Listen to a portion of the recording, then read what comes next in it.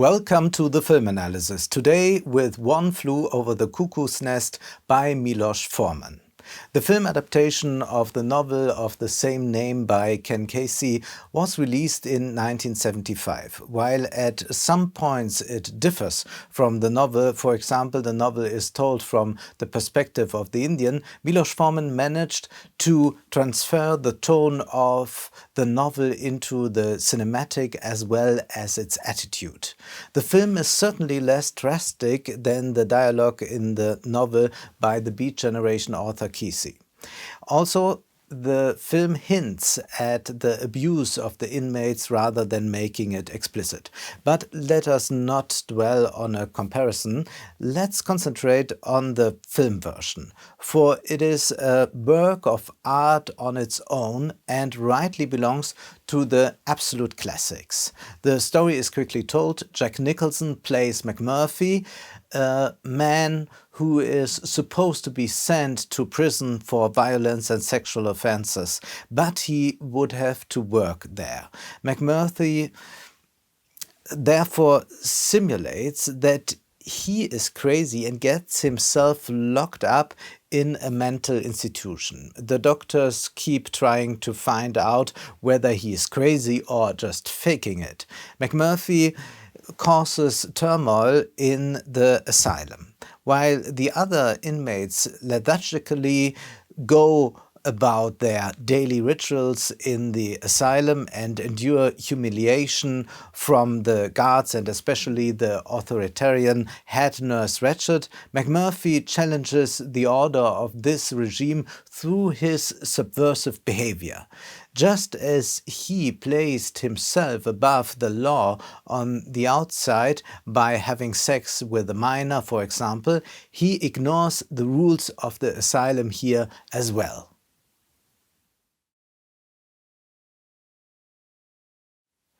Above all, McMurphy is working off the authority of a person, namely the authority of the head nurse Ratchet, who, however, does not become tangible as a person at all, not as an individual, but in principle appears in the name of the ruling order, specifically in the name of the system called the Combine.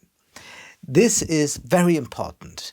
If we were dealing with an individualized figure here, one could say her character turns out authoritarian or sadistic. That would steer to a personal level and lose sight of the system. But at the same time, of course, a film needs characters, and Ratchet is such a character embodying the system. McMurphy opposes this character. We must ask ourselves a question. If Ratchet is the personification of a system, an authoritarian system of obedience, of punishment, order and renunciation, a system that suppresses the pleasures of life, even if it is only a baseball game that McMurphy wants to watch, we must ask ourselves, who is McMurphy? Is he simply a free spirit? A character we admire for his chutzpah, but would criticize for his actions? Or does McMurphy perhaps also personify another system? Jack Nicholson plays this role so brilliantly that we far too rarely ask ourselves this system question in relation to his character. The usual interpretation of the film is the asylum is the repressive society with 1,000 laws, rules and conventions, the repressive society in miniature. The camera work is brilliant because it never loses track. We don't see strange perspectives here that somehow indicate that something is wrong, but the camera tells us the depiction is perfectly normal. Jean Baudrillard once famously said, "Prisons are there to conceal the fact that it is the social in its entirety, in its banal omnipresence, which is carceral."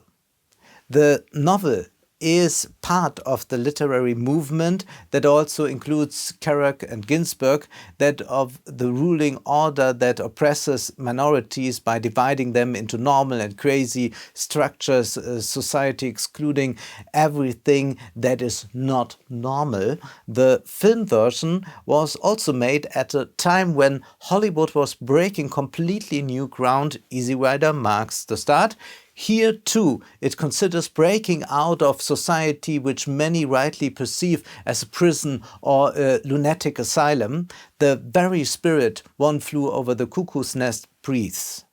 In this interpretation, however, it is easy to overlook the fact that the asylum is not only run in an authoritarian manner, suppression also exists in subtle forms, such as group therapy playing an important role in which inmates are supposed to answer questions, in which they are supposed to express themselves and must hand over information. The modern variants of therapy, which no longer treat the patient like a criminal, emerged in the 19th century. No one has shown this so well and in such detail as Michel Foucault in his book Madness and Civilization. And we find these modern methods of treatment in One Flew Over the Cuckoo's Nest.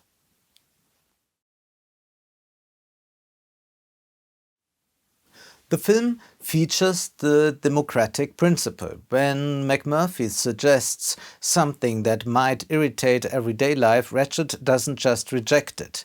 She applies a method known from today's politics. She puts it to the vote. Should they watch the baseball game in the evening or not? In fact, the inmates vote against it. Why remains unclear, but there is a great truth in this. Citizens in democracies vote against their own interests very often. But by letting them vote on whether it's a building project or taxation for corporations, you prevent resistance from forming afterwards. Because you can always say, yes, but you wanted it, you voted against it. Gamification also plays a role in the prison. The inmates kill time by playing games, and games offer permanent options. Games suggest a permanent freedom, and they allow you to forget your imprisonment. Both hard and soft methods of management apply in the asylum. Not only discipline and control, but also through voluntariness, even through play, is made docile. That corresponds to life out there, our life. We have a 9-to-5 job. At the same time, leisure activities exist. You are reasonably well provided for. You get up in the morning. Instead of taking pills, you have your breakfast with smoothies. You spend the day in the lounge, that is in the open plan office. At some point you finish work, then you go home and go to bed. Well, you don't get put to bed, but our system also works without a strict head nurse. She only shows up in our world sometimes when we don't pay our taxes, when we are absent from work without an excuse, or when we do something that is not proper. But what is the function of the free spirit McMurphy? The institution is, one might say, still fordistically monotonous. Carrying the spirit of the 50s, McMurphy delivers a post-Fordistic wind into this stale air. He advocates two things indispensable in the modern world of work. One is flexibility. He says we can do one thing earlier so that we can all watch the baseball game in the evening. And he pleads for mobility, one might argue. Together with the passengers, he runs into a bus, they quickly lock the door, then they drive up and away, and they go on a ship for a little day trip. But isn't that also an expression of our typical leisure behavior today? It is not for nothing that cruise ships are so popular as a way of escaping the daily grind. But in all this, we must remember if we are dealing with crazy people and a ship, there is another side, a dark side. Centuries ago, there was already the so-called ship of fools. And Michel Foucault also goes into this in Madness and Civilization. He says, confined on a ship, as these fools were taken away by a ship, from which there is no escape, the madman is delivered to the river with its 1,000 arms, the sea with its 1,000 roads, so that the great uncertainty external to everything. He is a prisoner in the midst of what is the freest, the openest of routes, bound fast at the infinite crossroads. He is the passenger par excellence, that is, the prisoner of the passage. Water and madness have long been linked in the dreams of European men.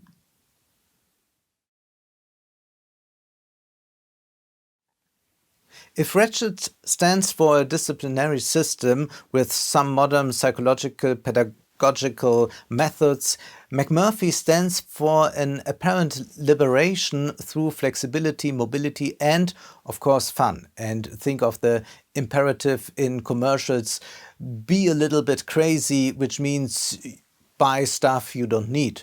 Or think of every second profile in a dating app where someone describes themselves as a little bit crazy.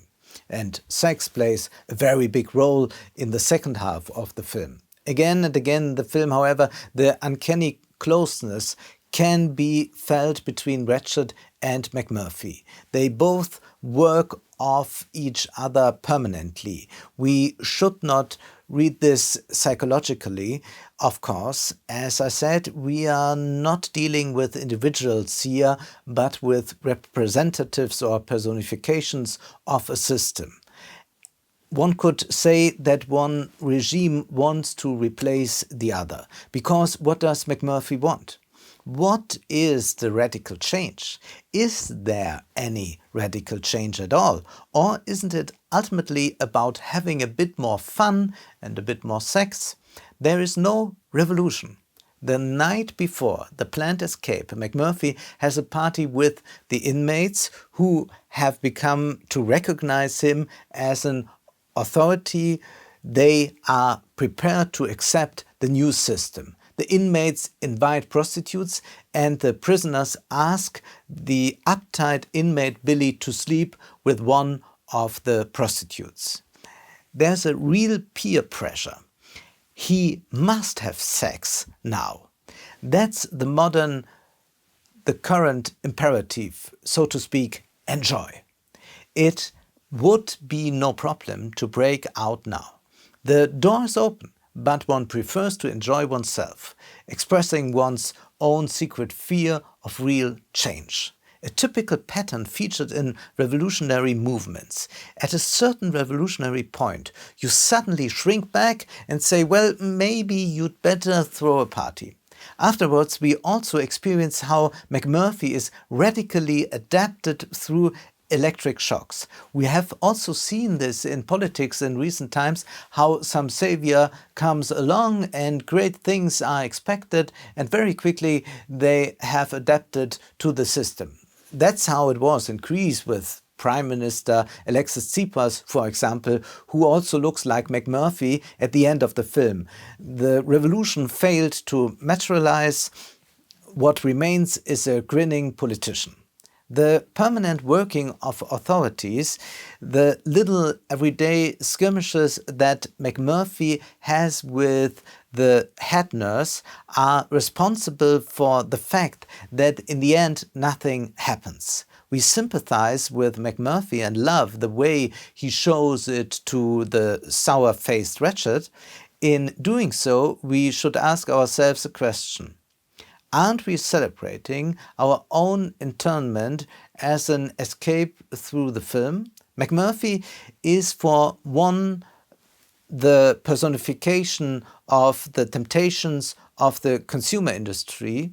You are supposed to have a choice, decide to this or that, but each of us also carries a little McMurphy inside of us, a McMurphy commanding us, now do this, do that. But there is a third character besides McMurphy and Ratchet, Chief Brompton, the Native American who seems deaf and dumb. But at some point we realize that in truth he hears everything and he in fact can speak. He represents an intellectual observer staying at a distance to see everything. And he understands the whole system. He is an intellectual figure, you could say. But even he doesn't manage to change the system. We should consider the film's beginning, its landscape shot, nature promising freedom beyond of society, and that's how the film ends in nature. Chief Brompton enters nature. He wants to live beyond society, beyond civilization. This evokes, of course, Beat Generation escapism. And it is no coincidence that Brompton is portrayed as an Indian. A common Western theme, Indians still living in the free country, so to speak, and it's a very similar scene to The Searchers, where John Wayne doesn't become part of society either. His desire for freedom is very strong. He has more in common with the Indians than with civil society. In the end, he leaves the veranda and goes back into nature, into supposed freedom. But of course, we know today that you can't escape society. We should therefore not see the film as a liberation film, but rather as a tragedy about our confinement, because otherwise we watch, but we don't see. It would be nice if you would like to support the film analysis financially. You can do so via my bank account or PayPal. Also, you can find me on Patreon. Thank you very much.